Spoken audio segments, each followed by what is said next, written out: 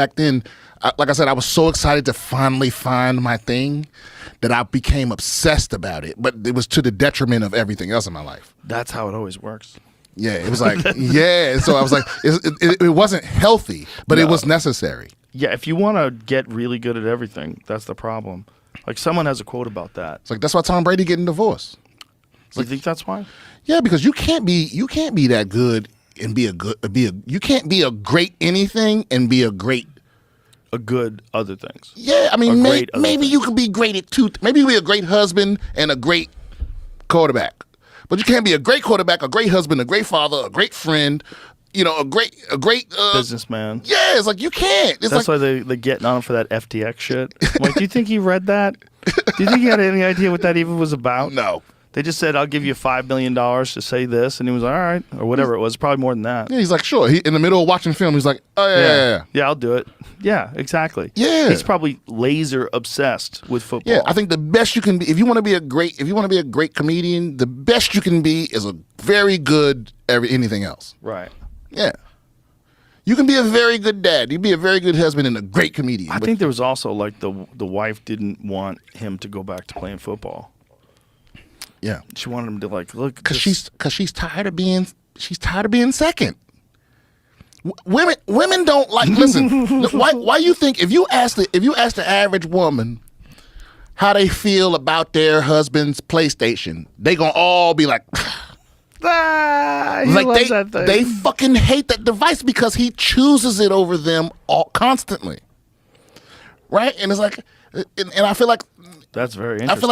I feel like the way some people feel loved is they need to know that you'll pick them over that other thing. Right. At least sometimes, and they'll start creating scenarios. Well, what if, a bunch of comics have jokes about like their wife going, if I had no legs, would you still love me and shit like that? Right. And it's like. It's the same thing. It's like they start creating scenarios where like, okay, babe, I love that you're a comedian. I know that's how I met you, and it's the most important thing in your life. But like, my mom just died. Can't you come to the? No, I have a gig. You know what I mean? Right. Or okay, but it's our anniversary. You went out the last 3 nights. Can't you? No. It's like eventually that shit's gonna get exhausting. Where it's like, I can't get you to pick me ever. It's not gonna last. But it depends, though. Some women are supportive of that. Yeah, remember that movie? Have you seen that documentary? Oh yeah, you talked to the guy, the solo climb guy. Yes. Same thing with that. Where he told that girl like, I'm gonna always pick this climbing shit. You know what I'm saying? I'm gonna always climb. Yeah. Go home. Like if you are the greatest of the great. Yeah, if you're gonna be the greatest of the great, you can't be. Yeah. You don't have time for anything else. No. How many people are trying to be the greatest quarterback of all time?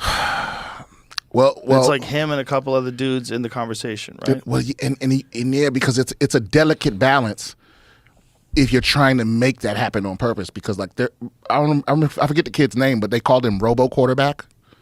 Where like his dad tried to make him that. Yeah, and it drove him nuts. Marinovich. Yeah. Todd Marinovich. Right? Yeah, and it's like you can't, because there's a delicate balance because you got to instill it in them, but you can't. Yeah. Yeah. That Marv Marinovich guy went on to train BJ Penn.